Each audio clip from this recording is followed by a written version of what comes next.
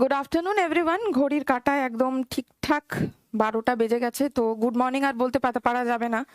তো good afternoon, welcome to notebook. আমি তোমাদের হিস্ট্রি টিচার শতভিষা মজুমদার, তোমাদেরকে ওয়েলকাম জানাচ্ছি নোটবুকে।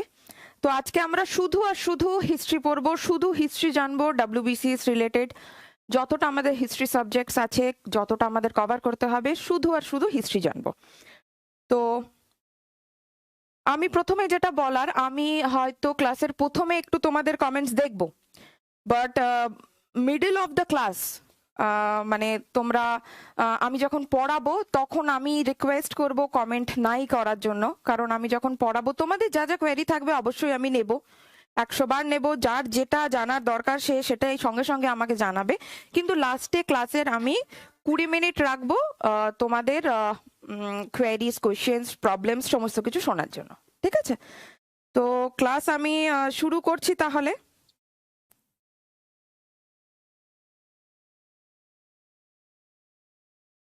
আচ্ছা, তোমাদের আগের দিনের ক্লাস তোমাদের কেমন লেগেছে? কারণ ওখানে আমি পুরো সিলেবাস জানিয়েছি, সিলেবাস কি কি পড়তে হবে হিস্ট্রিতে। হিস্ট্রিতে আমাদের WBCS এর জন্য পার্টিকুলারলি এই এক্সামিনেশনটার জন্য প্রি এবং মেন দুটো এক্সামিনেশন পারপাসই কি কি জানতে হবে সেই সিলেবাসটা আমি বলেছি, সেটা আশা করি তোমরা দেখেছো, গো থ্রু করেছো একবার।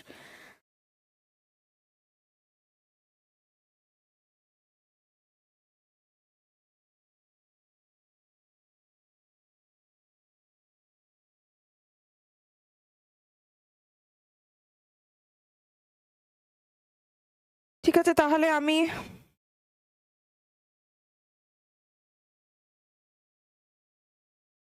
ঠিক আছে তাহলে আমি আগের দিনের থেকেই একটু সূত্র টেনে পড়াচ্ছি। হিস্ট্রি সিলেবাস অনুযায়ী আমরা আজকে আমাদের কি পড়ার কথা, প্রি হিস্টোরিক ফার্স্ট চ্যাপ্টার পড়ার কথা আমাদের, প্রি হিস্টোরিক। তার আগে আমরা একটু হিস্ট্রি সম্পর্কে ধারণা আগের দিনও নিয়েছিলাম, আজকে আবার নেব একটু। তাহলে হিস্ট্রি কি?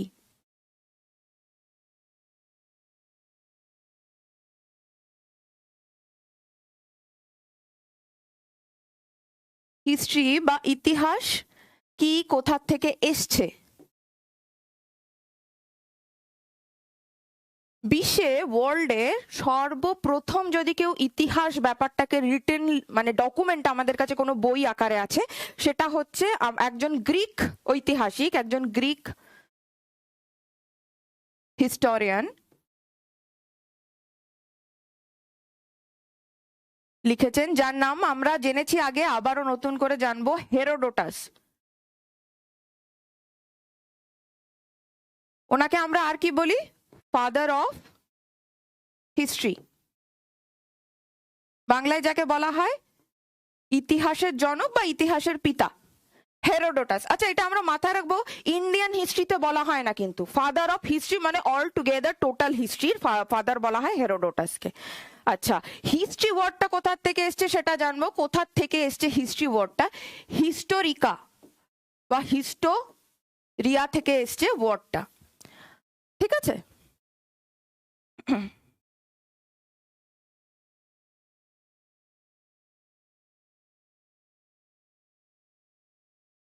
আচ্ছা, আর হেরোডোটাসের লেখা একটা বইয়ের নাম আমরা জেনেছিলাম আগের দিন, আমি আবার মেনশন করে দিচ্ছি, ওনার লেখা বই, প্রথম হিস্টোরির বই।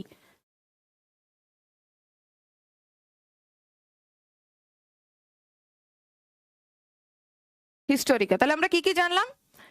হিস্টোরিয়া একটা গ্রিক ওয়ার্ড, এটাও একটা গ্রিক ওয়ার্ড। এই ওয়ার্ডটার থেকে এসছে হিস্ট্রি। একজন গ্রিক হিস্টোরিয়ান হেরোডোটাস, যাকে আমরা ফাদার অফ হিস্ট্রি বলি, তার লেখা বই হিস্টোরিকার থেকে আমরা হিস্ট্রি সম্পর্কে জানতে পারছি। এবারে এগোনো যাক, আমাদের WBCS এর জন্য কি কি পড়তে হবে। আমাদের ঐতিহাসিকরা হিস্টোরিয়ানটাকে, আমাদের দেশে যারা ঐতিহাসিক আছেন তারা আমাদের দেশের পার্টিকুলারলি ভারতীয় ইতিহাসকে 3টে ভাগে ভাগ করেছে। ঠিক আছে, ইন্ডিয়ান হিস্ট্রিকে 3টে ভাগে ভাগ করেছেন।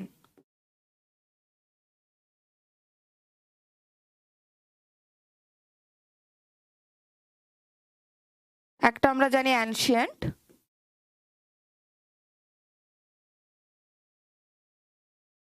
মিডিয়েভাল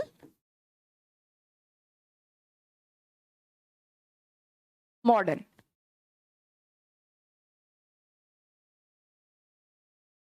তো আমরা শুরু করব বলেছি অ্যানশিয়েন্ট হিস্ট্রি থেকে, আমরা প্রথমে শুরু করব। এবারে অ্যানশিয়েন্ট হিস্ট্রির যেটা আমরা প্রথম সবার আগে জানবো, যে এই যে হিস্ট্রিটা আমরা পড়বো অ্যানশিয়েন্ট হিস্ট্রি, এর সূত্রগুলো কোথার থেকে এসছে। এই যে আমরা ইতিহাস বলছি, আমি আগের দিন বলেছিলাম ইতিহাস মানে যেটা অতীতে হয়ে গেছে সেটাই কিন্তু ইতিহাস নয়।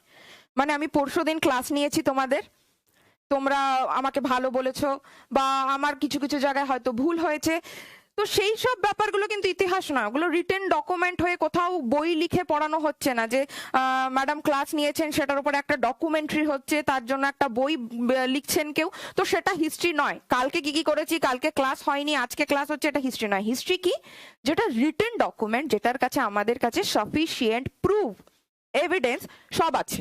ঠিক আছে, তো আমরা এনশিয়েন্ট থেকে শুরু করব। এনশিয়েন্টের এগেনস্টে আমি কি বলেছিলাম, আমরা ফার্স্ট চ্যাপ্টার যেটা পড়বো প্রি হিস্টোরিক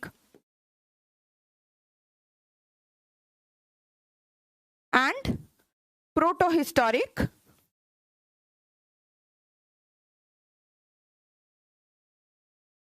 and historic।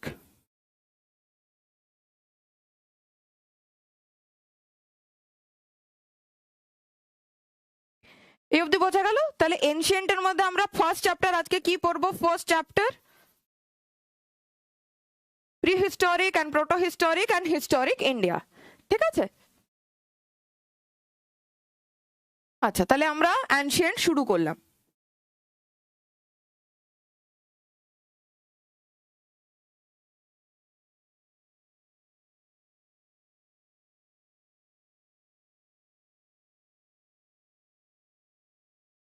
প্রথমে জানবো আমরা সোর্সেস, যেটা আমরা বললাম যে কোথা থেকে আমরা জানতে পেরেছি ইতিহাসগুলো, তার কি কি সোর্সেস আছে। ঠিক আছে, এই সোর্সেস গুলোকেও না দুটো ভাগে ভাগ করা হয়। যদি এনসিইআরটির বই বা ছোটবেলায় যে আমরা ইতিহাসের বইগুলো খুলে দেখেছি, প্রথম পাতায় ভূমিকার পরেই থাকতো যে ইতিহাস জিনিসটা যেটা ডকুমেন্টেড, পরে যে আরো 400-500 পাতার যে একটা বড় বই, সেই বইয়ের প্রথম দিকের পাতাগুলো যদি আমরা পড়ি, তাহলে আমাদের সবার আগে যে কোনো ঐতিহাসিক বা যে কোনো লেখক যেটা জানায় যে হিস্ট্রিটা আমরা কোথার থেকে জানলাম, কোথার থেকে ইতিহাসের উৎপত্তি হলো, এই যে ভারতের ইতিহাসের সম্পর্কে আমরা বক্তব্য রাখবো এবং জানবো, সেটা সোর্সেস কি কি।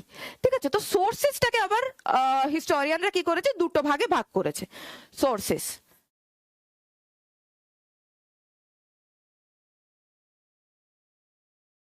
একটা হচ্ছে আর্কিওলজিক্যাল,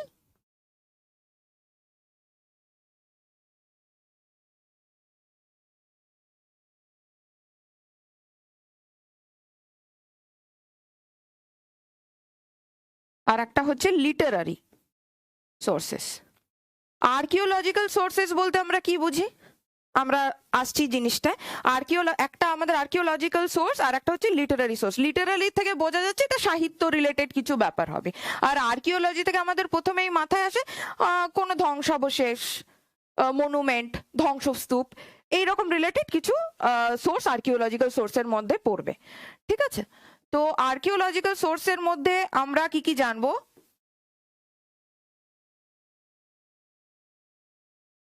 আচ্ছা, আমি তোমাদেরকে রিকোয়েস্ট করব যে তোমরা না একটু রানিং নোটস নিও, মানে আমি যখন পড়াচ্ছি তাহলে মনে হয় তোমাদেরও মাথায় মানে গেঁথে থাকবে জিনিসটা, তোমরাও সহজে ভুলবে না। আর্কিওলজিক্যাল সোর্স পড়বো আমরা এখন। হ্যাঁ, আর্কিওলজিক্যাল সোর্সের মধ্যে কি কি আছে, ইনস্ক্রিপশন আছে, ইনস্ক্রিপশন আছে, মনুমেন্টস আছে,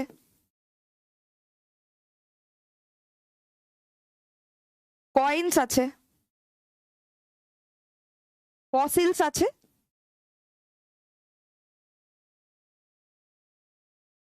আর কি আছে, স্ট্যাচু আছে। ঠিক আছে, এবারে তাহলে আমরা কি কি জানলাম, আর কি দুটো সোর্স হলো হিস্ট্রির, দুটো সোর্সের থেকে হিস্ট্রি আমরা পাচ্ছি, একটা আর্কিওলজিক্যাল সোর্স আর একটা পাচ্ছি লিটারারি সোর্স।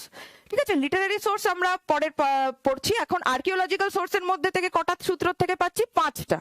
ঠিক আছে, একটা হচ্ছে ইনস্ক্রিপশন, একটা হচ্ছে মনুমেন্টস, একটা হচ্ছে কয়েন্স, একটা হচ্ছে ফসিলস, আর একটা হচ্ছে স্ট্যাচুস। এবার আমরা কি পড়লাম তাহলে এতক্ষণ অবধি, ইনস্ক্রিপশন, এবার আমরা ইনস্ক্রিপশন ফসিলস এগুলো শুনলাম, এবার আমরা এগুলো সম্পর্কে ডিটেলে জানবো। ইনস্ক্রিপশন জিনিসটা কি?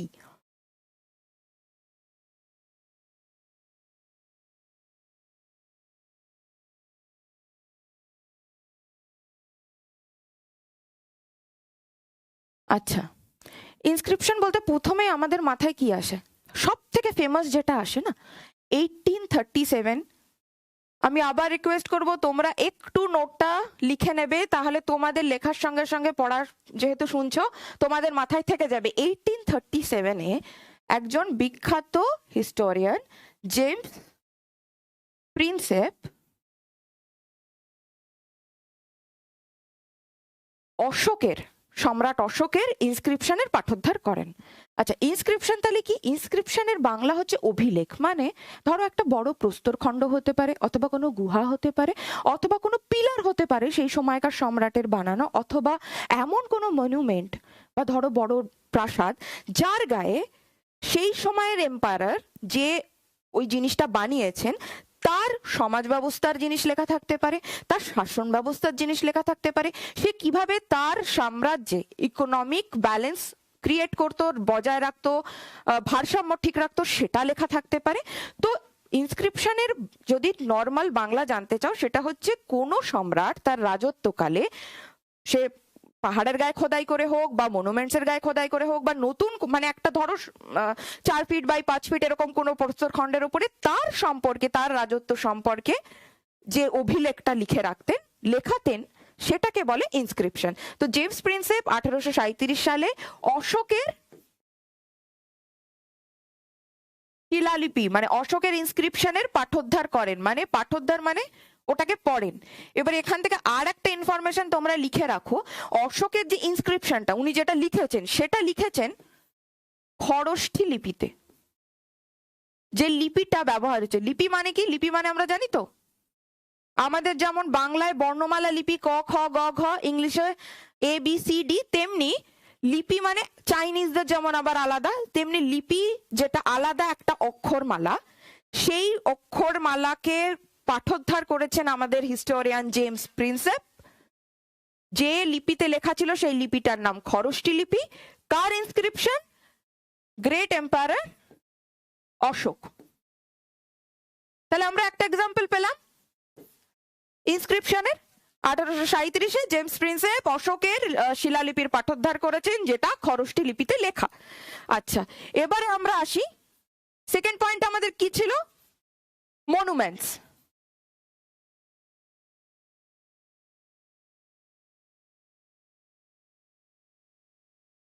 মনুমেন্টস আমরা সবাই জানি তাজমহল আগ্রায় দাঁড়িয়ে আছে।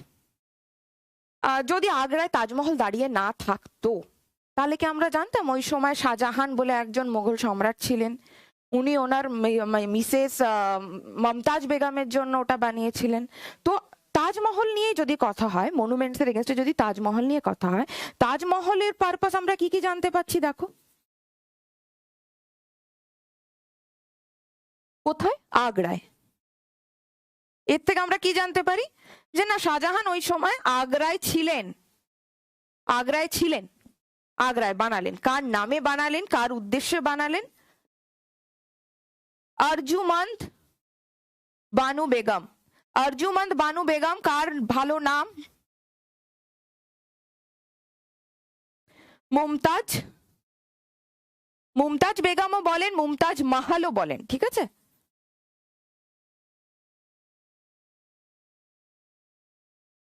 তোমরা কোথাও যদি মুমতাজ মাহাল পাও, মাহাল মানে কিন্তু প্রাসাদ নয়, নাম। কোথাও ঘাবড়ে যেও না যদি কোথাও দেখছো যে মুমতাজ মহল লেখা, মুমতাজ মাহাল মানে এই মাহাল মানে কিন্তু রাজপ্রাসাদ বা ওই মহল নয়, ঠিক আছে? এই মাহাল মানে হচ্ছে নাম। মুমতাজ বেগম অথবা মুমতাজ মাহাল, যার আসল নাম ছিল আরজুমন্দ বানু বেগম। এবার এই জিনিসটা কোথায় দাঁড়িয়ে আছে তাজমহল? যমুনা নদীর তীরে। যমুনা রিভারের তীরে দাঁড়িয়ে আছে আমাদের তাজমহল। আমাদের অবিশ্বাস্য, ইনক্রেডিবল, সব থেকে প্রিয় তাজমহল দাঁড়িয়ে আছে কোথায়? যমুনা নদীর তীরে, আগ্রায়। কে বানিয়েছে? শাহজাহান। তাহলে আমরা কতগুলো হিস্ট্রি জানতে পারলাম। তার মানে এইরকম একটা সূত্র মনুমেন্টস, তার থেকে আমরা কত কিছু জানতে পারছি। তাজমহল দাঁড়িয়ে আছে, সেরকম লালকেল্লা দাঁড়িয়ে আছে দিল্লিতে, কে বানাচ্ছে, কোথায় বানাচ্ছে, কিসের পাশে, সেখানে কোনো নদী আছে কিনা বা কোনো সমুদ্র আছে কিনা, কোন জায়গায় পার্টিকুলারলি কার উদ্দেশ্যে বানানো হচ্ছে, সেখান থেকে তার স্পাউস বা মিসেস এর নামও জানা যাচ্ছে। ঠিক আছে, তো মনুমেন্টস এর থেকে তাহলে আমরা দেখো আবার কতগুলো পয়েন্টস জানতে পারলাম। এবারে আমরা আসবো ফসিলসে।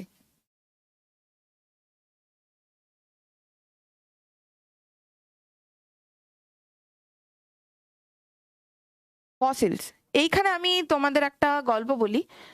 ফসিলস বলতে আমরা কি বুঝি? অবশেষ বুঝি। তো তো অবশেষের অ্যাকচুয়ালি এখানে আমরা যেটা হরপ্পান সিভিলিয়নে দেখেছি, হরপ্পা সভ্যতায় পাওয়া গেছে, একজন নারীকে দেখানো হচ্ছে, একজন স্ত্রীকে দেখানো হচ্ছে, যার গর্ভ থেকে একটা ছোট্ট চারা গাছ জন্মাচ্ছে, মানে যেটা ওরা চিত্রিত করে গেছে, মানে পেন্টিং এ এটা ছিল।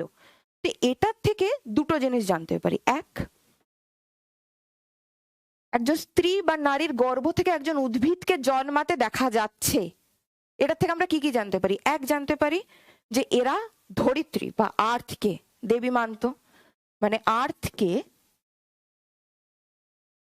গডেস হিসেবে পুজো করত। সেকেন্ড কি জানতে পারি? ওনার গর্ভ থেকে জন্ম দিচ্ছে, তার মানে গডেস অফ ফার্টালিটি।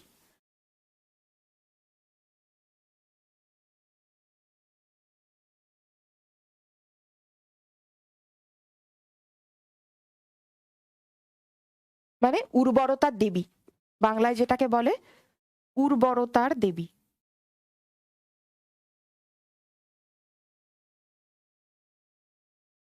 ঠিক আছে, তাহলে আমরা এটার থেকে দুটো জিনিস জানলাম। এক হচ্ছে ওরা ধরিত্রীকে বা পৃথিবীকেই দেবী রূপে পুজো করত হরপ্পা সভ্যতার লোকজন। সেকেন্ড হচ্ছে ওরা এই যে স্ত্রীটিকে দেখানো হয়েছে বা নারীটিকে দেখানো হয়েছে ওদের চিত্রে, ওরা চিত্রাঙ্কন করেছে, সেটা থেকে ওরা বোঝা যাচ্ছে ওরা দেবীকে কি মানতো? গডেস অফ ফার্টিলিটি, মানে উর্বরতার দেবী। তো এই ফসিলটার থেকে আমরা দেখো 3-4টে ইনফরমেশন পেলাম। ঠিক আছে, এবারে জানবো কয়েন। আর একটা সোর্স আমাদের, আর একটা ইম্পর্টেন্ট সোর্স, সোর্সটা কিসের মধ্যে পড়ে? আর্কিওলজিক্যাল সোর্সের মধ্যে পড়ে কয়েন, আর একটা পড়ে ফসিল। আর আগে আমরা দুটো কি পড়লাম? ইনস্ক্রিপশন পড়লাম, মনুমেন্টস পড়লাম। এবারে কয়েন। কয়েনে ধরো এক একজন রাজা যারা ভারতবর্ষে রাজত্ব করেছেন, তারা তাদের সময়কালে তাদের কয়েনে তাদের চিত্র মুদ্রিত করেছেন। যেমন এখনকার আমাদের ভারতবর্ষের নোটে কার ছবি থাকে? গান্ধীজির ছবি থাকে। তার থেকে বোঝা যায় নোটটা কাদের? ইন্ডিয়া, সব মানে আমাদের ইন্ডিয়া উপমহাদেশের একটা দেশ আছে ভারতবর্ষ, তাদের নোট এটা, তাদের কারেন্সি এটা। কি দেখে বোঝা যায়? যে গান্ধীজির তাতে ছবি আছে। এবারে তখনকার দিনে কয়েন্সেও এক একটা রাজত্বকালে তারা তাদের চিত্র মুদ্রিত করতেন। যেমন একটা ফেমাস হচ্ছে সমুদ্রগুপ্ত, আমরা জানি, যিনি গুপ্ত পিরিয়ডের এম্পারার ছিলেন, সমুদ্রগুপ্ত। এবার আমি গতদিনও বলেছিলাম যে ওনার মুদ্রায়, ওনার কয়েনে পাওয়া গেছে বীণা, বীণা বাদনরত অবস্থায় ওনার একটি চিত্র মুদ্রিত আছে, বীণা বাদনরত সমুদ্রগুপ্ত। এর থেকে দুটো ইনফরমেশন পাই। কি কি পাই? উনি বীণা প্লেয়ার ছিলেন। উনি তো আমাদেরকে বলে যাননি যে আমি বীণা বাজাতে খুব ভালোবাসতাম, বা কোথাও লিখে যাননি যে আমি না, বা আমাদেরকে কাউকে ফোন করেও বলেনি আমি বীণা বাজাতাম, আমার বীণা বাজাতে খুব ভালো লাগতো। তো দুটো জিনিস আমরা জানতে পারি। এক হচ্ছে উনি বীণা বাজাতে ভালোবাসতেন, আর সেকেন্ড জিনিস কি জানতে পারি? প্রথম ভারতবর্ষের একদম প্রথম musical instrument is veena. First musical instrument. তাহলে এখান থেকে আমরা কি কি জানলাম? উনি বীণা প্লেয়ার ছিলেন, আর ফার্স্ট মিউজিক্যাল ইনস্ট্রুমেন্ট হচ্ছে আমাদের বীণা। তাহলে আমরা কয়েন যেটা আমরা সোর্স বলছি, সেটা থেকে আমরা ইতিহাস জানতে পারছি। আর হলো স্ট্যাচু। স্ট্যাচুর তো মানে কি এক্সাম্পল দেবো বলো আলাদা করে? স্ট্যাচু তো অনেক আছে ভারতবর্ষে, মিউজিয়ামে গেলেও এক গাদা তোমরা স্ট্যাচু দেখতে পারবে। ইভেন আমাদের কলকাতাতে এই যে ইন্ডিয়ান মিউজিয়াম আছে, সেখানেও যদি তোমরা যাও, অনেক অনেক অনেক বিখ্যাত স্ট্যাচু আছে। ঠিক আছে, স্ট্যাচুর আর আমি আলাদা করে বললাম না, কারণ একটা বললে আর একটা বলা যাবে, মানে বলতে হবে। তো স্ট্যাচু মিউজিয়ামেও যদি তোমরা দেখো বা আমাদের আশেপাশেও যদি দেখো, একটা স্ট্যাচু যখন হয়, ধরো মাতঙ্গিনী হাজরার একটা, ধরো কোথাও আমরা প্রস্তর মূর্তি স্থাপন করলাম, বা ধরো গান্ধীজির করলাম, বা আমাদের যেটা বল্লভভাই প্যাটেল যেটা দাঁড়িয়ে আছেন আমাদের, কি কি জানা যায় ওর তলায় কি কি আছে, যে এই পার্সোনালিটি বা এই ভদ্রলোক বা এই ভদ্রমহিলা এই সময় এই কালে এই সময়কাল থেকে এই সময়কাল অবধি রাজত্ব করেছেন, বা তার কোনো এমন কাজ করেছেন যেটা স্মৃতির পাতায় তাকে অমর বানিয়েছে, এমন কোন সমাজের জন্য ভালো কাজ করেছেন, বা এমন সুন্দর শাসনকাল চালিয়েছেন, এমন হয়তো তার জীবনের স্যাক্রিফাইস আছে যে তাকে স্মৃতির পাতায় অমর করে গেছে। মানুষ তো মরণশীল, আমরা জানি ম্যান ইজ ইম্পর্টেন্ট। তো এমন কিছু আমাদেরকে করতে হবে, যখন মানে তোমরা WBCS হয়ে যাবে, তখন তোমরাও সমাজের জন্য এমন কিছু কাজ করবে যে যখন তোমরা থাকবে না সেই পদে বা সেই চেয়ারে, তখনও লোকজন তোমাদের নাম মনে করে তোমাদের সেই জায়গায় বাঁচিয়ে রাখবে, তাই না? তো স্ট্যাচুর এটাই মাহাত্ম্য। তো স্ট্যাচু থেকে আমরা কি কি ইনফরমেশন পাই? তার টাইম পিরিয়ড জানতে পারি,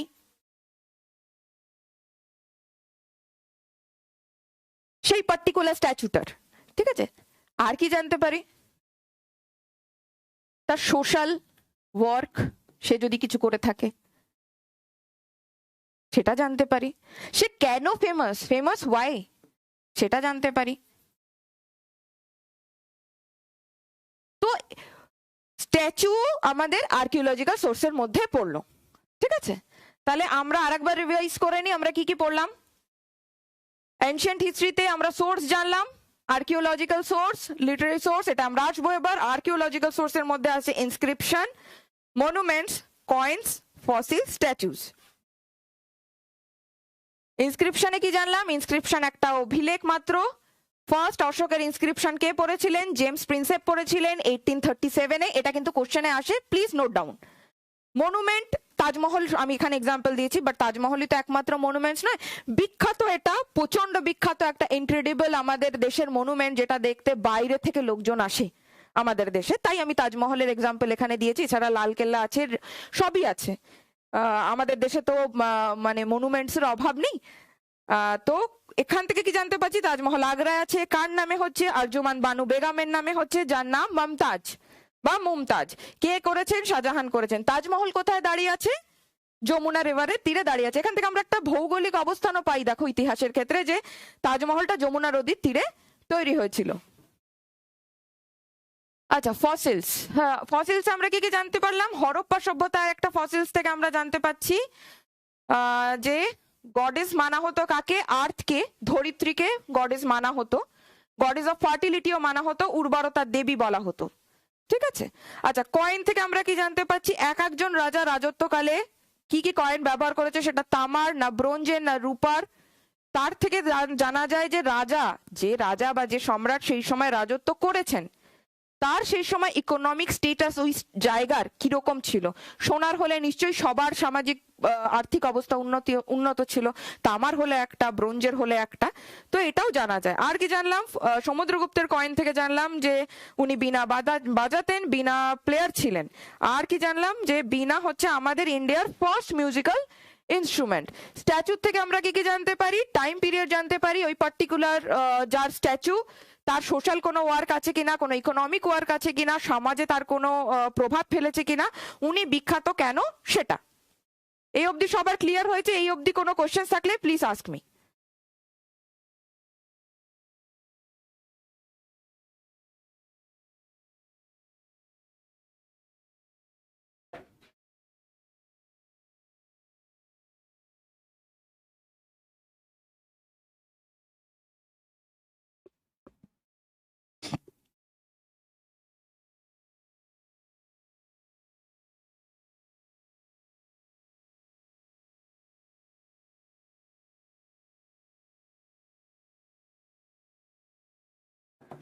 আচ্ছা, সবাই বলছে ক্লিয়ার, আমি তাহলে পরেরটায় যাচ্ছি। এবারে আমরা কি জানবো? এবারে আমাদের সেকেন্ড টপিকটা জানতে হবে, সাহিত্যিক সূত্র, তাই তো। সেকেন্ড টপিক আমাদের সাহিত্যিক সূত্র, যেটা আমরা বললাম লিটারারি সোর্স। লিটারারি সোর্স, যেটা আমরা বাংলায় কি বলি? সাহিত্যিক সূত্র।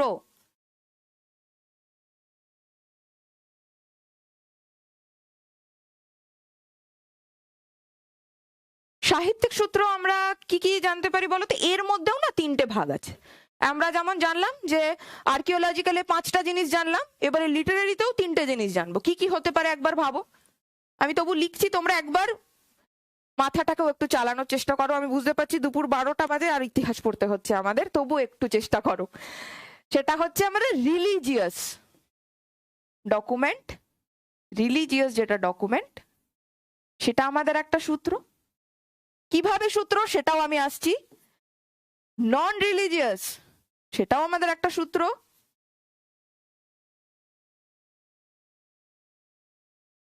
আর একটা কি, আর একটা প্রচন্ড ইম্পর্টেন্ট একটা সূত্র, প্রচন্ড ইম্পর্টেন্ট একটা সূত্র কি, যে ফরেন ট্রাভেলাররা যারা আমাদের দেশে এসছেন, ফরেন ট্রাভেলার যারা আমাদের দেশে ঘুরতে এসছেন বা তীর্থ করতে এসছেন, অনেক তীর্থযাত্রীও তো এসছেন আমাদের দেশে, তো ফরেন ট্রাভেলারদের ডেসক্রিপশন।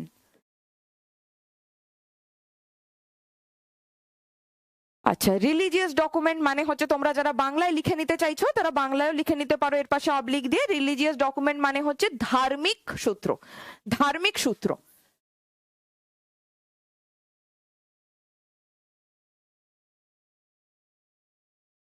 এটা অ্যাজ ইউজুয়াল নন রিলিজিয়াস মানে অধার্মিক।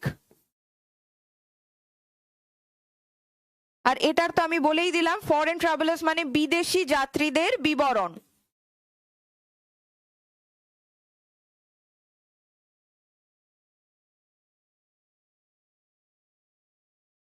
বিদেশি যাত্রীদের বিবরণ, ঠিক আছে। এবারে আমরা এগুলো একটা একটা একটা একটা করে জানবো কি এগুলো, ঠিক আছে। এবার তাহলে প্রথমে আমরা কি জানবো? আমরা সাহিত্যিক সূত্রে ঢুকে গিয়েছি। এবার আমরা ফার্স্ট টপিক জানবো হচ্ছে রিলিজিয়াস ডকুমেন্ট।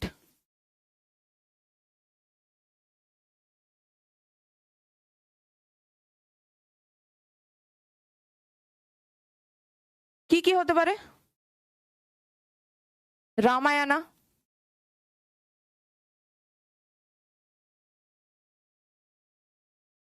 মহাভারত,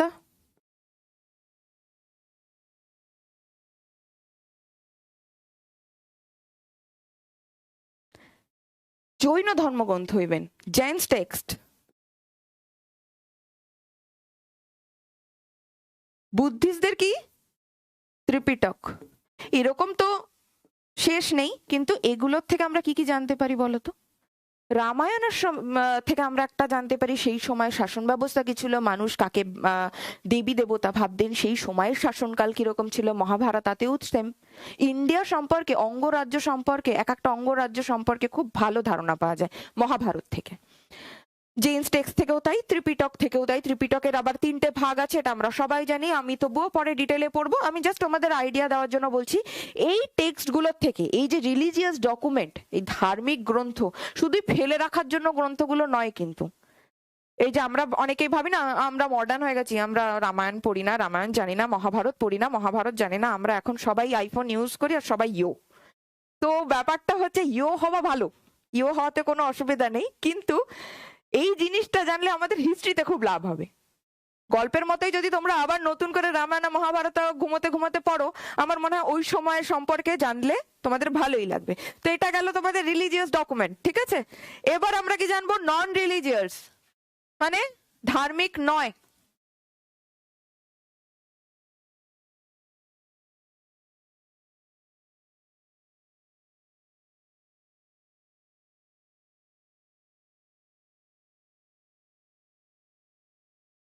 নন রিলিজিয়াস ডকুমেন্ট, নন রিলিজিয়াস ডকুমেন্টের মধ্যে কি কি আছে আমাকে একটু বলতে পারবে কেউ?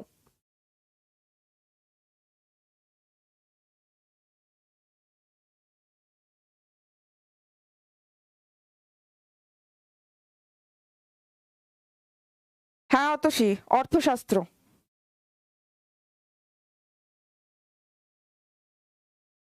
আচ্ছা, আমি এবার একটু বলছি। অতসী ঠিক বলেছো, অর্থশাস্ত্র। এবার আমরা না একটু নোট করব আর কতগুলো জিনিস, পয়েন্ট ওয়াইজই নোট করো তোমরা যদি চাও তো। প্রথম হচ্ছে মেগাস্থিনিস।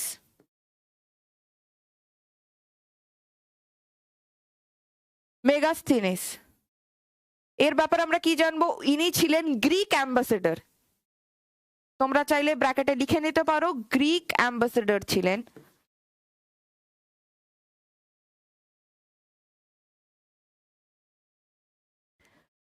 কি লিখেছেন? লিখেছেন ইন্ডিকা।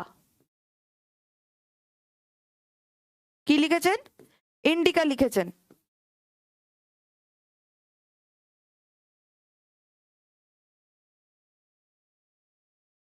ইন্ডিকাতে কার সময়কাল লেখা আছে? মৌর্য পিরিয়ড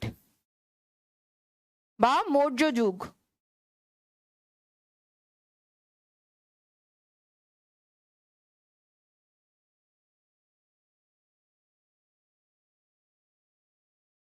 ঠিক আছে, তাহলে এখান থেকে আমরা কি কি জানলাম? একটা নন রিলিজিয়াস ডকুমেন্টের থেকে একজন গ্রিক দূত মেগাস্থিনিস ইন্ডিকা লিখেছেন। কার উপরে লিখেছে? ভারতবর্ষের উপরেই লিখেছেন অবভিয়াসলি, কিন্তু ভারতবর্ষের কোন সময়কালের উপরে লিখেছেন? মৌর্য যুগের উপরে লিখেছেন। ঠিক আছে, এরকমই ইবন বতুতা।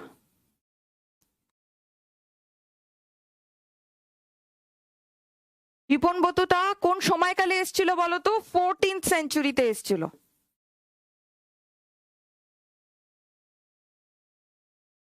এটা একটু নোট করে রাখো, 14th সেঞ্চুরিতে ইবন বতুতা এসেছিল। আচ্ছা, ইবন বতুতা কোথাকার লোক ছিলেন? মরক্কো। ইবন বতুতা কোথাকার লোক ছিলেন? মরক্কো, 14th সেঞ্চুরিতে এসেছিলেন। উনি কি লিখেছেন? রেহলা, অথবা অনেকে বলে রেহলা, আবার অনেকে বলে সফরনামা। একই বইয়ের 3 রকম নাম।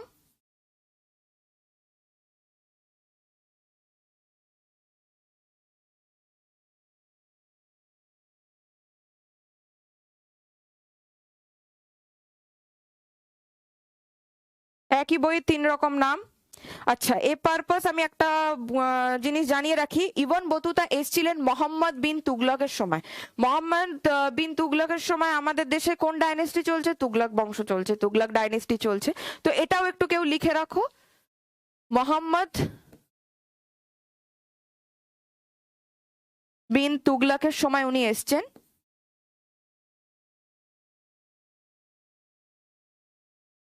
মোহাম্মদ বিন তুগলকের সময় উনি এসছেন। তখন তুগলক ডাইনেস্টি বা যেটা আমরা দিল্লি সুলতানাতের শুরু বলি, তো দিল্লি সুলতানাতের যখন শুরু হচ্ছে তখন এসছেন। এবং এই ইবন বতুতা আমাদের ভারতবর্ষ সম্পর্কে কি বলেছেন জানো? বিশ্বের সব থেকে সমৃদ্ধশালী শহর নাকি দিল্লি। ওনার যে এই রিহলা বা সফরনামা আছে না, উনি বলছেন দিল্লি ওনার দেখা বিশ্বের শ্রেষ্ঠ ওই সময়। কোন সময়? যখন মোহাম্মদ বিন তুগলক দিল্লিতে সম্রাট, যখন সম্রাটের আসনে বসে আছেন মোহাম্মদ বিন তুগলক, সেই সময় দিল্লি সবচেয়ে বিশ্বের সমৃদ্ধশালী। নট অনলি পয়সা কড়ি বা রিচনেসের দিক থেকে, ওই সময় মানুষজন, সামাজিক অবস্থা, সবাই মানে সবাই ওই সময় পিরিয়ডটায় মানুষজন, উনি যা দেখছেন যে সবাই খুব খুশি আর্থিকভাবে এবং সামাজিকভাবে এবং শাসন ব্যবস্থার দিক থেকে। ঠিক আছে, তো দিল্লিকে ইবন বতুতা রেহালাতে বলছে সব থেকে বিশ্বের শ্রেষ্ঠ সমৃদ্ধশালী শহর। ঠিক আছে, কার সময় এসেছিলেন? তাহলে আমরা কি কি জানলাম? মরক্কো থেকে ইবন বতুতা এসেছিলেন, 14th সেঞ্চুরিতে রেহালা নামক বুক লিখেছেন, অথবা রেহালা অথবা সফরনামা। কার টাইম পিরিয়ডে এসেছিলেন? মোহাম্মদ বিন তুগলকের সময়। কোথাকার বিবরণ পাচ্ছি আমরা? ইন্ডিয়ার পাচ্ছি। ইন্ডিয়ার মধ্যে বেশি কোথাকার ইনফরমেশন পাচ্ছি? দিল্লির পাচ্ছি। দিল্লির থেকে কি জানতে পাচ্ছি? সব থেকে richest city in the whole world. ঠিক আছে,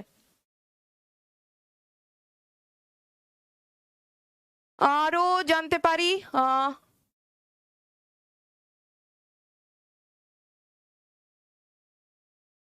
কৌটিল্য, কৌটিল্যের অস্ত্রশাস্ত্র।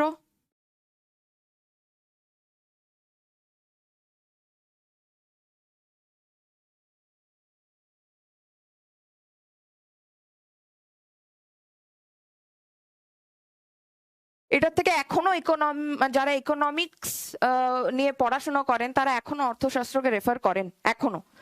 আচ্ছা, এটা আমাদের নন রিলিজিয়াস ডকুমেন্টের মধ্যে পড়ছে। ঠিক আছে, আর আমরা কি জানতে পারি? কালিদাসের অভিজ্ঞান, শকুন্তলম।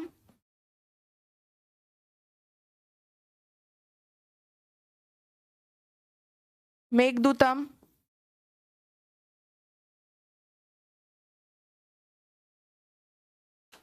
আর জানতে পারি কলহন। কলহন কি লিখেছিলেন? রাজতরঙ্গিনী। এই পারপাস একটু তোমাদের জানিয়ে রাখি, একটা কোশ্চেন আসে ডব্লিউবিসিএস এর, রাজতরঙ্গিনীতে কোথাকার ইতিহাস পাওয়া যায়? খুব কোশ্চেনটা আমি দেখেছিলাম এক দুবার এসছে যে রাজতরঙ্গিনীতে কোথাকার ইতিহাস পাওয়া যায়। সবাই শুধু জানে কাশ্মীর। এই পারপাস আমি দুটো ইনফরমেশন তোমাদের দিয়ে রাখি।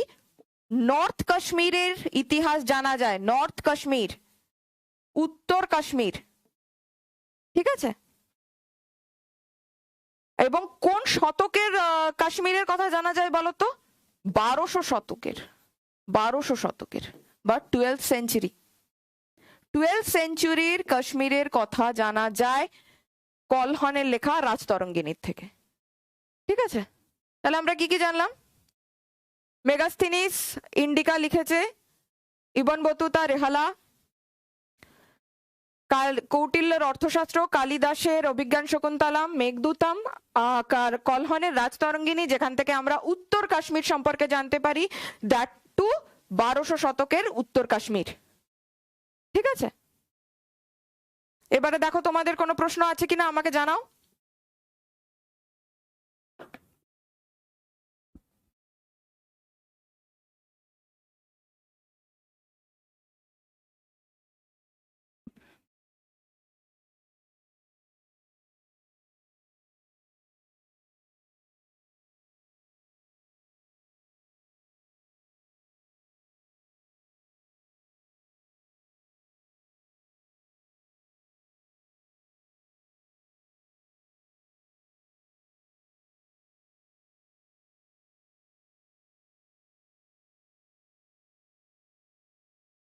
আচ্ছা, এবার আমরা জানবো ফরেন ট্রাভেলার যারা এসছে।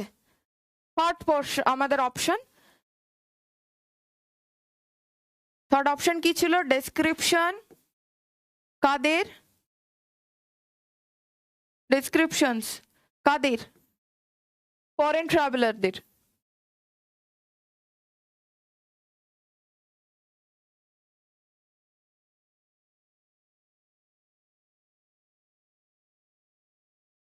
ফার্স্ট আমরা কি জানলাম? ইবন বতুতা এসেছিল।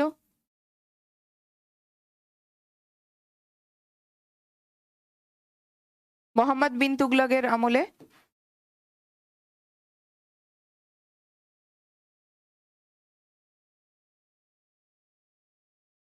এই পারপাস আমি একটা ইনফরমেশন তোমাদের দিই। ইবন বতুতা না বলেছেন মোহাম্মদ বিন তুগলক এত যে সমৃদ্ধশালী সিটি, যেটা আমাদের দিল্লি, আমরা যেটা আলোচনা করছিলাম, উনি অনেক বড় সাম্রাজ্য বিস্তার করেছিলেন, কিন্তু উনি 3টে জায়গা না প্রভাব বিস্তার করতে পারেনি। সেটাও আমরা জানতে পারি ইবন বতুতার কোন বই থেকে? রেহালা, যেটাকে আমরা আরেকটা কি বলি?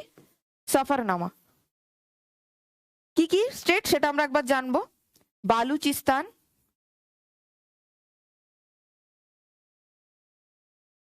কাশ্মীর আর রাজপুতানা।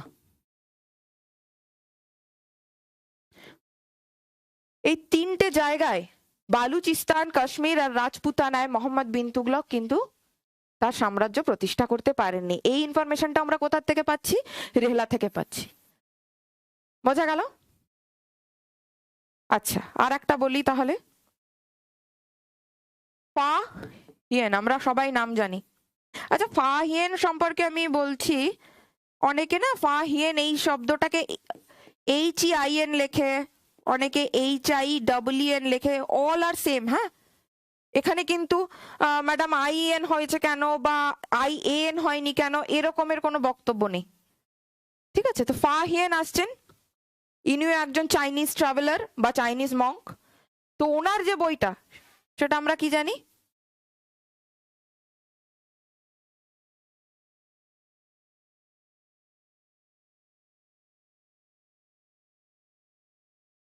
ফা হিয়েনের লেখা কি? ফুকুওকি। কখন এসছেন আমাদের দেশে? 500 সি। আচ্ছা, সি সম্পর্কে আমি একটু এপাশে আলাদা করে বলে রাখছি। সি মানে হচ্ছে কারেন্ট এরা।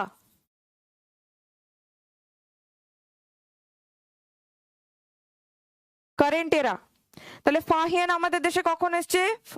500 শতকে এসছে। কি বই লিখেছেন? ফুকুওকি। আচ্ছা, এবারে ফুকুওকি সম্পর্কে মানে বইটা থেকে আমরা কি জানতে পারি? গুপ্তা পিরিয়ড আমরা জানতে পারি।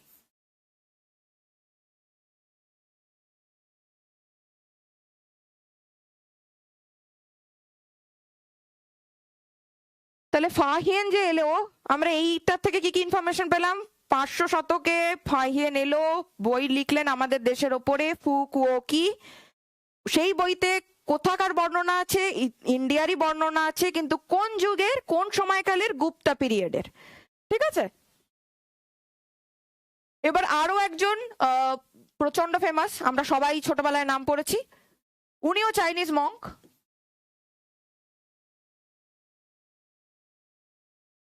এখানেও বলে রাখি, আমি লিখেছি হিউয়েন সাং, বানান HUEN, অনেকে এটাকে লেখে HIUAN, অনেকে লেখে HSUEN, অল আর সেম। বোঝা গেল? এখানে কিন্তু HUEN বা HIUEN বা HSUEN এগুলো সব এক। ভদ্রলোককে আমাদের মনে রাখতে হবে যে হিউয়েন সাং। তো উনি কি বই লিখেছেন? CU কি, এটা ওনার বইয়ের নাম। উনি আমাদের দেশে কোন শতকে এসেছেন? 7ম শতকে এসেছেন, 700 সি। 700 সিতে এসছেন। তাহলে হিউয়েন সাং ইনিও একজন চৈনিক পরিব্রাজক বা চৈনিক মঙ্ক বলতে পারো, এবং চৈনিক স্কলারও উনি। উনি আমাদের দেশে এসে কি লিখলেন? CU কি। আচ্ছা, উনি যে বইটা লিখেছেন উনিও ভারতবর্ষের ওপরে লিখেছেন। উনি কি কি লিখেছেন? উনি হর্ষ বংশের ওপরে লিখেছেন, রাজা হর্ষবর্ধনের ওপর।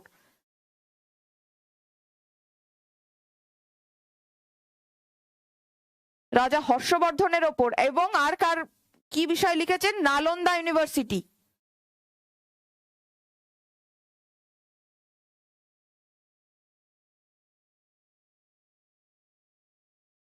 তাহলে হিউয়েন সাং কখন এসছে আমাদের দেশে? 7ম শতকে এসছে, 700 সিতে এসছে। বই কি লিখেছে? CU কি। কার সম্পর্কে লিখেছে? রাজা হর্ষবর্ধন, ওনার সময়কাল এবং নালন্দা ইউনিভার্সিটি সম্পর্কে উনি লিখেছেন। তাহলে আমরা অনেকগুলো জানলাম যে ফরেন ট্রাভেলার্সরা কি কি আমাদের বই লিখেছেন, কি কি আমাদের দেশ সম্পর্কে লিখেছেন, কোথাকার কোথাকার ইতিহাস লিখেছেন, আমাদের মোটামুটি একটা আইডিয়া হলো। আচ্ছা, এখনো অবধি ক্লাসে বুঝতে যদি কারোর প্রবলেম থাকে আমাকে চট করে একটু জানিয়ে দাও, আমি তারপরে তাহলে তার পরের পার্টটায় যাব।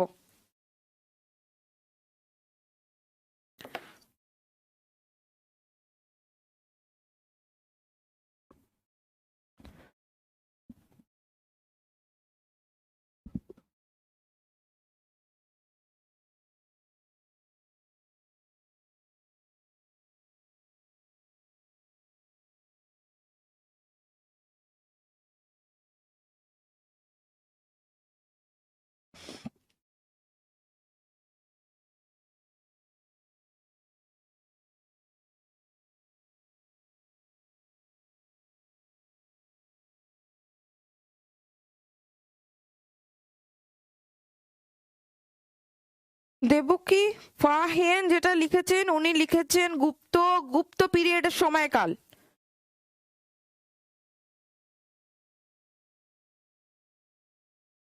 আচ্ছা, আমি একটু বড় করে লিখলে সুবিধা হয়। আচ্ছা, ঠিক আছে। হ্যাঁ সোমেন, হিউয়েন সাং হর্ষবর্ধনের সময়কালে এসেছিলেন।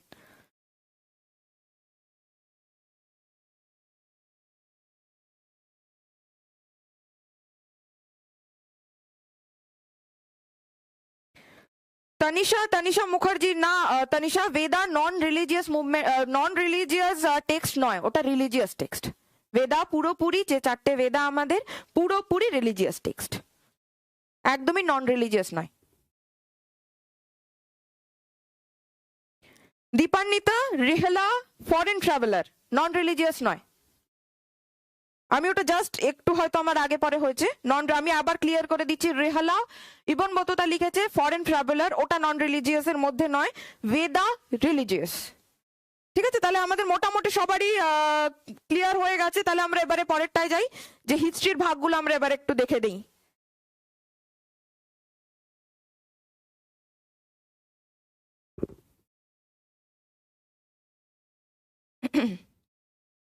এবারে আমরা ইতিহাসের সূত্র জেনে গেলাম যে ইতিহাস বিষয়বস্তুটা কোথা থেকে এসছে, তাই তো? এবারে আমরা সেই অ্যানশিয়েন্ট হিস্ট্রিতে ফিরে যাব। অ্যানশিয়েন্ট হিস্ট্রিতে ফিরে এলাম, যেটা আমাদের টপিক।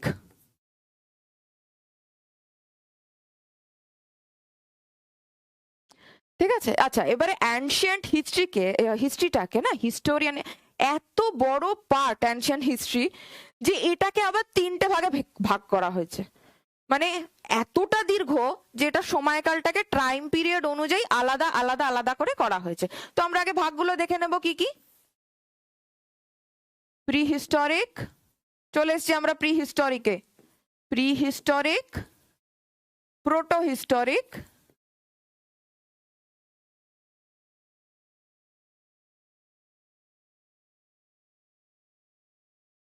আর হিস্টোরিক। প্রি হিস্টোরিকের বাংলা কি বলতো? প্রাগৈতিহাসিক।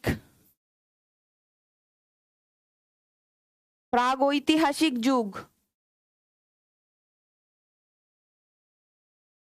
প্রোটো হিস্টোরিকের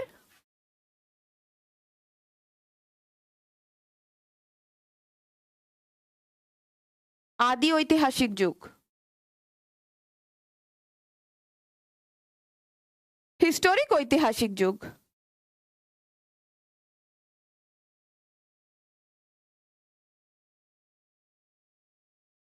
তাহলে অ্যানশিয়েন্ট হিস্ট্রিকে আমরা 3টে ভাগে ভাগ করলাম, যেহেতু ইন্ডিয়ান হিস্ট্রির 3টে পার্ট, একটা অ্যানশিয়েন্ট, একটা মিডিয়েবল আর একটা মডার্ন।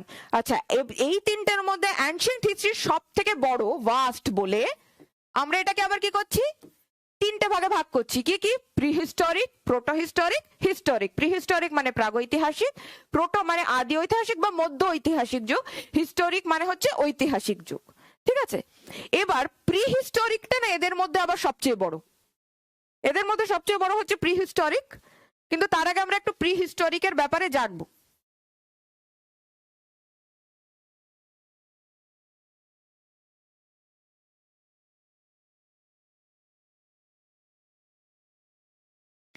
প্রিহিস্টোরিকে না আমরা কিচ্ছু পাইনি, ফসিলস ছাড়া কিচ্ছু পাইনি। না আছে আমাদের কাছে কোনো রিটেন ডকুমেন্ট, না আছে সেই রকম লেভেলেরও আমাদের কাছে কোনো ভালো ফসিলস। এটা কিছু যে ফসিলস আমাদের অক্লান্ত হিস্টোরিয়ানদের প্রচেষ্টায় আমরা প্রি হিস্টোরিক পিরিয়ড সম্পর্কে জানতে পেরেছি। তাহলে আমার কথার মানে কি দাঁড়ালো? মানুষ লিপির আবিষ্কার করেনি। 1 নম্বরের তখন আমাদের অবস্থা আনসিভিলাইজড, অসভ্য, বর্বর জাতি। এটার থেকে আবার কি বুঝতে পারছি আমরা, তার মানে পুরোপুরি যাযাবর। আমাদেরকে ফুড সংগ্রহ করে এসে তখন খেতে হতো, কারণ আমরা তো লিপিই জানি না, আমরা মনের ভাব প্রকাশ করার মতন অক্ষরমালা অব্দি আবিষ্কার করে উঠতে পারিনি। তো আমরা কি কৃষিকার্য করব বা কি পশুপালন করব? আমরা শুধু জীবন ধারণের জন্য ওই সময় মনুষ্য জাতি কি করতো, ফুড গ্যাদার করতো আর হান্টিং করতো। তাহলে প্রি হিস্টোরিকে আমরা কি কি পেয়েছি পয়েন্ট ওয়াইজ একটু তোমরা খাতায় নোট ডাউন করে নিও।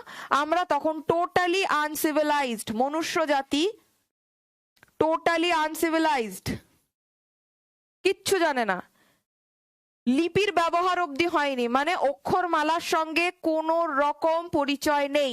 মনের ভাব প্রকাশ করার মতন তাদের কাছে ভাষা তো দূরের ব্যাপার, বর্ণই নেই তো ভাষা হবে কি করে, বর্ণ নেই তো বাক্য গঠন হবে কি করে।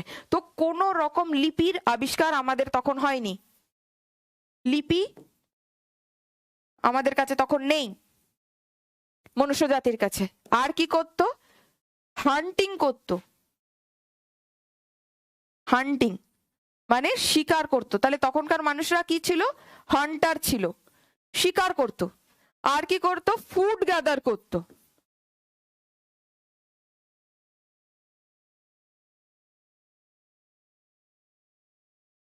খাদ্য সংগ্রহণ, যেটাকে আমরা বাংলায় বলি খাদ্য সংগ্রহ। তাহলে প্রিহিস্টোরিতে আমরা কি কি, আমাদের কাছে শুধু রিটেন ডকুমেন্ট, আমাদের এই প্রিহিস্টোরি পিরিয়ডে রিটেন ডকুমেন্ট নেই।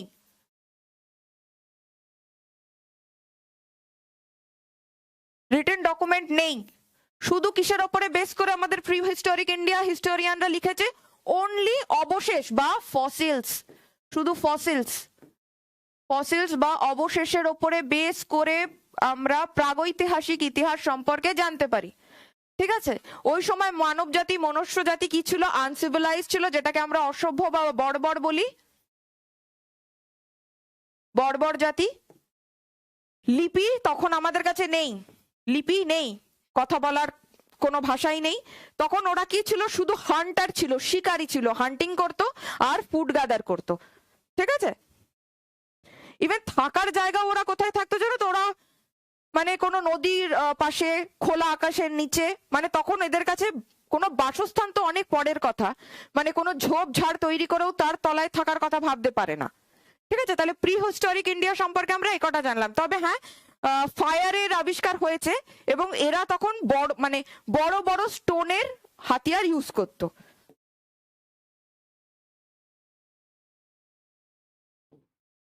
ঠিক আছে, স্টোন দিয়ে শিকার করত এবং খাদ্য সংগ্রহ করত।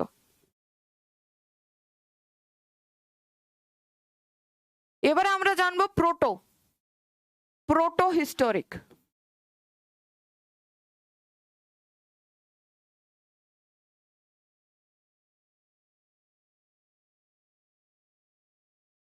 প্রোটো হিস্টোরিকে কি বলতো? আমরা এখানে দুটোই পেয়েছি। প্রথমে তো ফসিলসও পেয়েছি,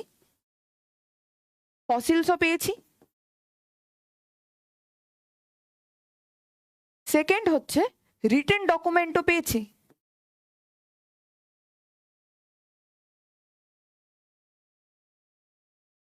কি কি পেয়েছি আমরা তাহলে?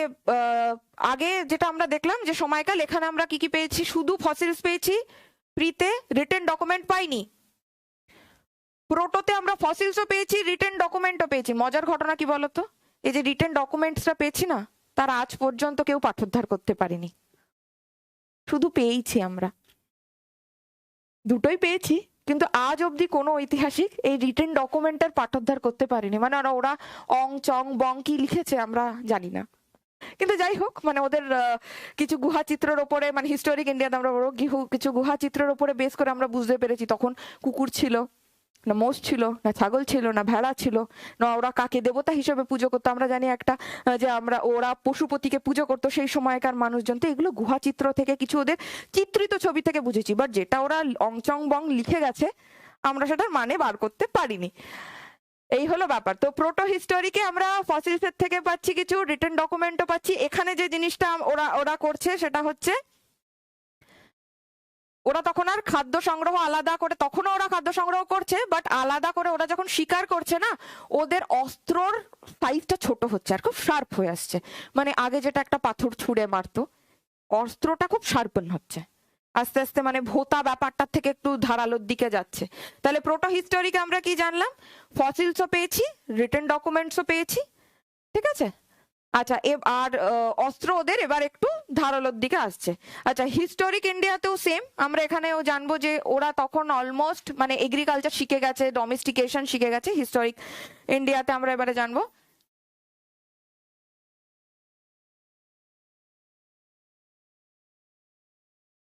এখানে এরা এগ্রিকালচার শিখে গেছে, ফায়ার তো আগেই শিখে গেছে। প্রথমে কি হয়েছে বলো তো? এই জায়গাটায় এখানে না ওরা ফায়ার জানছে, ফায়ার কি বিষয়বস্তুটা জানছে, বাট এটার ইউজেস জানছে না। হোয়াট ইজ ফায়ার সেটা জানছে, ফায়ার কি সেটা জানছে, কিন্তু ফায়ারের ব্যবহারটা জানছে গিয়ে এই সময়। ইউজেস অফ ফায়ার এই সময় গিয়ে জানছে, অস্ত্র শস্ত্র সব শার্পেন হচ্ছে। তো হিস্টোরিক ইন্ডিয়াতে এই সময় মনুষ্য জাতি এগ্রিকালচার শিখে গেছে, ডোমেস্টিকেশন শিখে গেছে, পটারি শিখে গেছে, মানে মাটির পাত্র বানানো শিখে গেছে।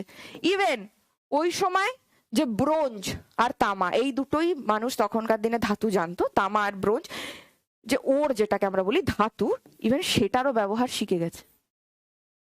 তাহলে দেখো বিবর্তন কোথার থেকে কোথায় এসছে। ঠিক আছে,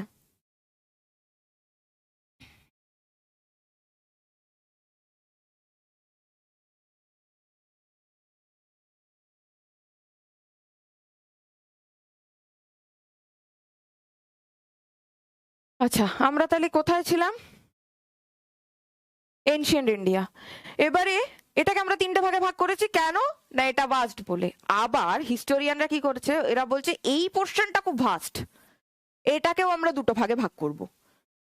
ঠিক আছে, এটাকে আবার দুটো ভাগে ভাগ করেছে, একটা হচ্ছে স্টোন এজ আর একটা হচ্ছে কপার এজ। এটাকে বলে তাম্রযুগ, এটাকে বলে প্রস্তর যুগ। বাংলা মিডিয়ামের ছেলে মেয়েরা প্রস্তর যুগই পড়েছো, প্রস্তর যুগ, আর এটা তাম্রযুগ। ঠিক আছে, আচ্ছা কপার এজ কে কিন্তু না অনেকে চ্যালকোলিথিক পিরিয়ড অথবা ক্যালকোলিথিক পিরিয়ডও বলে। জাস্ট তোমাদের জানানোর জন্য আমি জানিয়ে রাখলাম।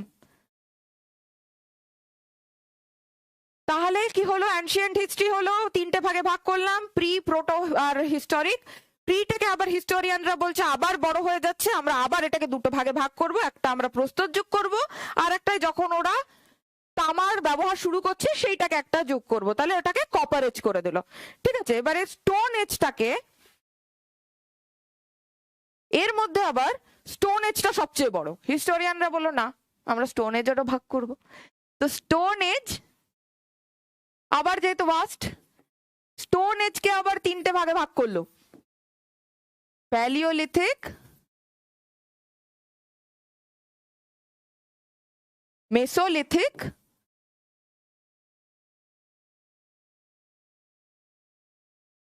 আর একটা নিওলিথিক। প্যালিওলিথিকের বাংলা হচ্ছে নব্য প্রস্তর যুগ, নব্য প্রস্তর যুগ। আচ্ছা তোমরা না কোথাও লিখে রাখো এই প্যালিও মানেটা, না এই প্যালিও মানেটা এটা একটা গ্রিক ওয়ার্ড, প্যালিও। প্যালিও মানে হচ্ছে, সরি আমি এটা ভুল বললাম, প্যালিওলিথিক হচ্ছে আদি প্রস্তর যুগ, আদি প্রস্তর যুগ। প্যালিওর হচ্ছে একটা গ্রিক ওয়ার্ড, প্যালিওর মানেটা তোমরা কোথাও লিখে রাখো, প্যালিও ইজ গ্রিক ওয়ার্ড, প্যালিওর মানে হচ্ছে আদি, মানে পুরনো। ঠিক আছে, আর মেসোলিথিক হচ্ছে মধ্য প্রস্তর যুগ,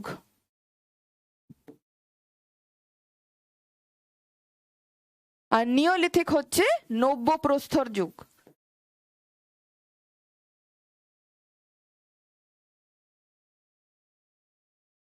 আচ্ছা তাহলে আমরা কি করলাম, স্টোন এজে এলাম, স্টোন এজকে আবার আমরা তিনটে ভাগে ভেঙে দিলাম, লিথিক, নিওলিথিক।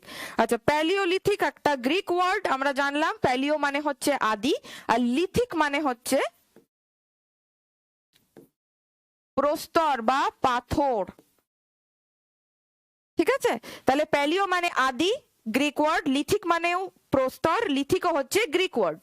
ঠিক আছে, মেসোর আবার সেম, মেসো মানে হচ্ছে মধ্য, এটাও গ্রিক ওয়ার্ড, লিথিক মানে হচ্ছে প্রস্তর, এটাও গ্রিক ওয়ার্ড।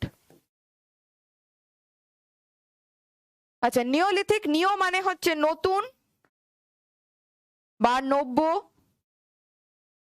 এটাও গ্রিক ওয়ার্ড, লিথিক মানে প্রস্তর। এবার দেখো আমাদের মনে রাখতে সুবিধা হবে, হতে পারে এটা গ্রিক ওয়ার্ড কিন্তু আমরা তো এখন মানে জেনে গেলাম, তাহলে প্যালিওলিথিক মানে আদি প্রস্তর যুগ, মেসোলিথিক মানে মধ্য প্রস্তর যুগ, নিওলিথিক মানে নব্য প্রস্তর যুগ হলো। এবার হিস্টোরিয়ানরা বলছে, হিস্টোরিয়ানরা বলছে এই পোর্শনটা আবার বড়, প্যালিওলিথিক পোর্শনটা আবার বড়, এটাকেও আমরা তিনটে ভাগে ভাগ করব, এই প্যালিওলিথিক পোর্শনটাকে আবার আমরা তিনটে ভাগে ভাগ করব। ঠিক আছে, তো এবারে প্যালিওলিথিকের ভাগ হলো,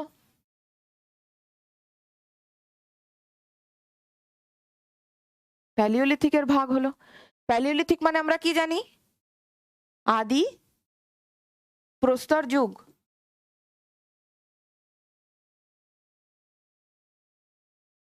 এটাকে আমরা আবার হিস্টোরিয়ানরা তিনটে ভাগে ভাগ করে দিল, কেন না ওদের মনে হচ্ছে এটাও বড়। আচ্ছা তাহলে এই তিনটে কি, লোয়ার প্যালিওলিথিক,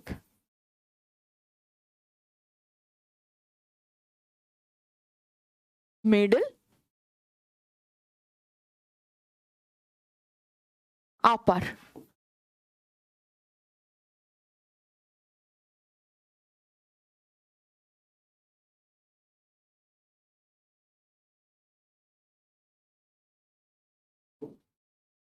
তাহলে কি হলো, প্যালিওলিথিকেরও তিনটে ভাগ করলাম আমরা, লোয়ার প্যালিওলিথিক, মিডিল আর আপার।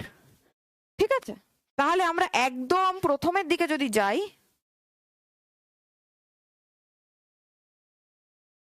স্টোন এজটাকে তাহলে আমরা আবার ভাগ করেছি তো প্রথমে আমাদের, তাহলে আবার প্রথম থেকে দেখি। অ্যানশিয়েন্ট হিস্ট্রি প্রচন্ড বলছে ওরা ভাস্ট, তিনটে ভাগে ভাগ করলাম। প্রিহিস্টোরিক, প্রোটোহিস্টোরিক, হিস্টোরিক। প্রিহিস্টোরিক ওদের মনে হলো আরো বড়, ওটাকে আরো দুটো ভাগে ভাঙে দিল, এক হচ্ছে পাথর যুগ বা প্রস্তর যুগ, আর একটা তামা আবিষ্কার হচ্ছে তাই তাম্র যুগ। আবার ওদের মনে হলো স্টোন এজটা বড়, তাই স্টোন এজটাকে আবার ভাঙা হলো। ঠিক আছে, তিনটে পার্টে ভাঙা হলো। তাহলে স্টোন এজ কি হলো, তিনটে পার্ট,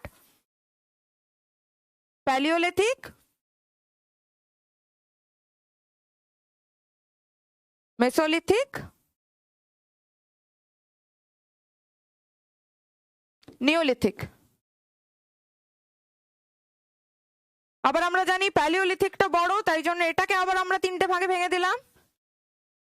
প্যালিওলিথিকটাকে তিনটে ভাগে ভেঙে আমরা কি করলাম, একটা করলাম লোয়ার, একটা করলাম লোয়ার, একটা করলাম মিডল, আর একটা করলাম আপার। লোয়ার, মিডল আর আপার করলাম, বোঝা গেল? আচ্ছা, এই পর আমি পরের দিন এটা পুরোটা ভাস্ট পড়াবো। এই অবধি যাদের বুঝতে অসুবিধা হয়েছে আমাকে কাইন্ডলি একটু জানাও।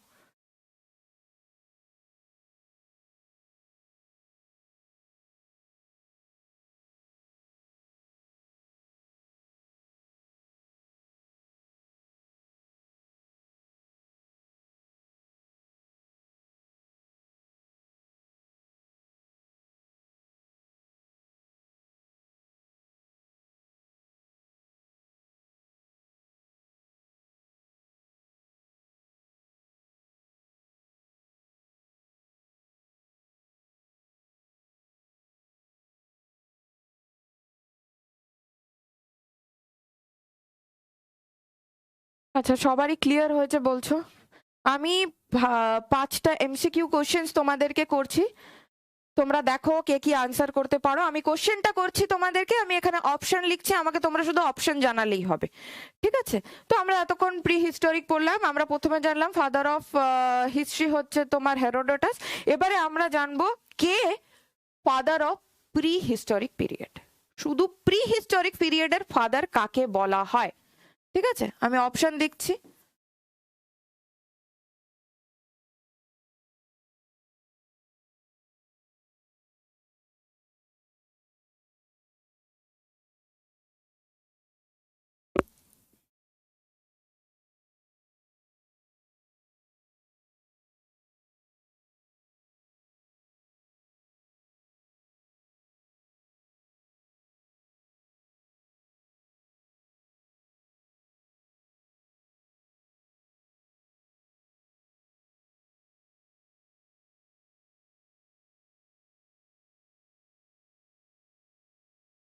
আমাকে একটু বলো তাহলে, ফাদার অফ প্রি হিস্ট্রি এর মধ্যে কাকে বলা হয়, বলো।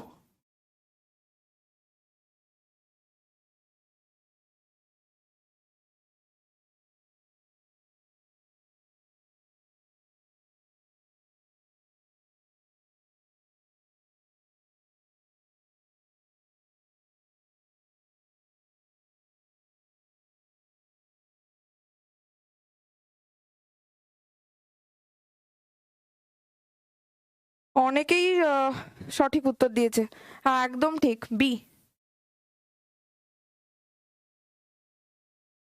রবার্ট ব্রুস ফোর্ডকে বলা হয় প্রি হিস্টোরিকের ফাদার। আচ্ছা, আমি আর একটা কোশ্চেন করছি, দেখো কজন উত্তর করতে পারো।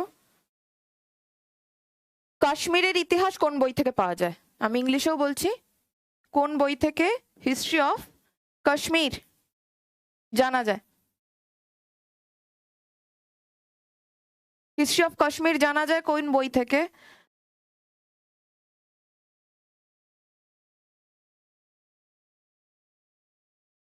রাজতরঙ্গিনী, মেঘদূতম,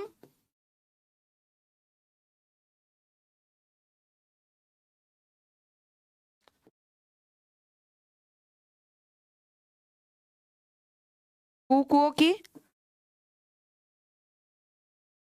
অর্থশাস্ত্র। জলদি জলদি জলদি জলদি আমাকে আনসার বলো। হিস্ট্রি অফ কাশ্মীর আমি পড়িয়েছি কিন্তু।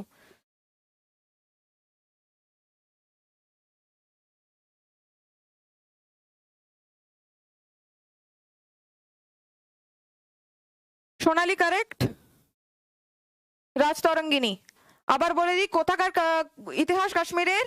North, north Kashmir. কার লেখা? কলহন। ঠিক আছে, রাজতরঙ্গিনী বললেই তিনটে জিনিস মাথায় রাখবে। নর্থ কাশ্মীর কোন সময়ের? 1200 শতক। 1200 শতক। কার লেখা? কলহন। রাজতরঙ্গিনী, নর্থ কাশ্মীর। ঠিক আছে,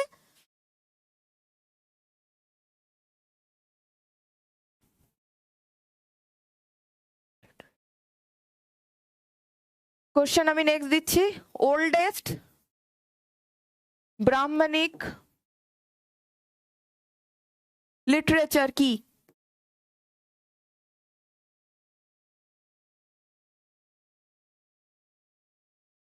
বেদা, স্মৃতি,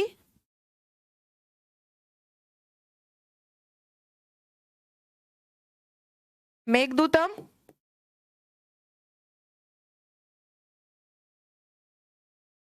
Tripitaka. First first first first answer बोलो हमें। Old is Brahmanic literature.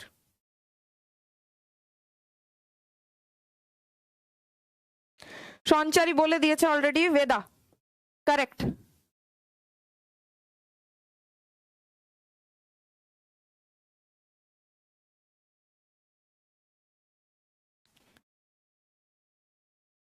আচ্ছা, আমার নেক্সট কোশ্চেন একটা ফার্স্ট ফার্স্ট করে নি। টাইপ অফ ইনস্ক্রিপশন, ঠিক আছে?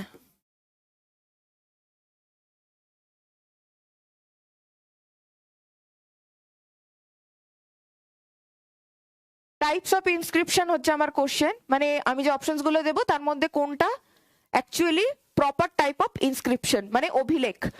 এক হচ্ছে কেভ, দুই হচ্ছে পিলার, তিন হচ্ছে রক, ফোর হচ্ছে অল অফ দ্য ইভাব। মানে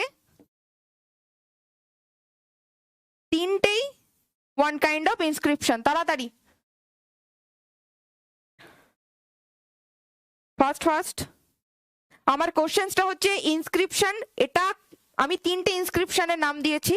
আমি জানতে চাইছি যে এগুলো কি এক, মানে কেভ ইনস্ক্রিপশনটা কি রাইট ইনস্ক্রিপশন, নাকি পিলার, নাকি রক, নাকি তিনটাকেই আমরা ইনস্ক্রিপশন বলি?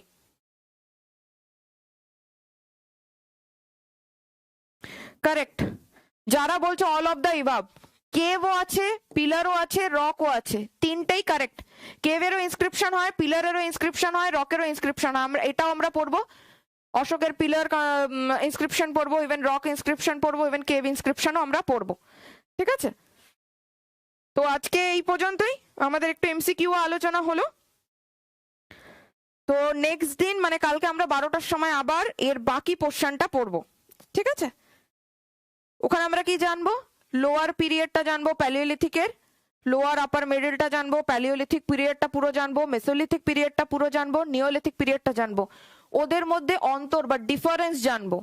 কোন কোন সাইট থেকে আমরা জিনিসগুলো পেয়েছি। কোশ্চেন্স আছে কি যে কোন সাইট থেকে পেলাম, বা প্যালিওলিথিক পিরিয়ডের নিদর্শন, এই চারটে অপশন দিয়ে দিল, এটা কোন সাইটের মধ্যে এই নিদর্শনটা আছে। তো সেই পার্টটা আমরা কালকে পড়বো।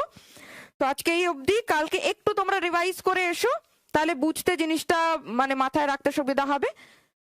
আর তোমাদের এখন যদি কোনো কমেন্টস থাকে ক্লাস পারপাস আমাকে জিজ্ঞেস করতে পারো।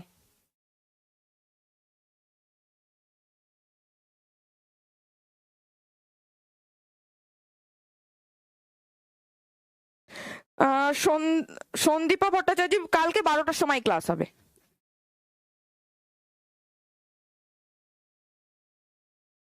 সৌমেন, কালকে বাকিটা বলবো হিস্টোরিক ইন্ডিয়াতে আর কি কি হয়েছিল। Shrabani, thank you. স্বর্ণেন্দু, কালকে আমরা টাইম পিরিয়ড পড়বো, মনে রাখার একটা ট্রিক বলে দেবো, ঠিক মনে থাকবে।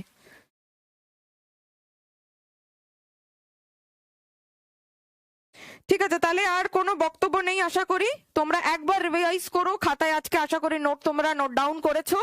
কালকে একবার চোখ বুলিয়ে এসো, ক্লাস শুরু হওয়ার আগে আমরা প্রিহিস্টোরিক ইন্ডিয়ার পার্ট 2টা পড়বো, ঠিক আছে? চলো, have a nice day, by everyone.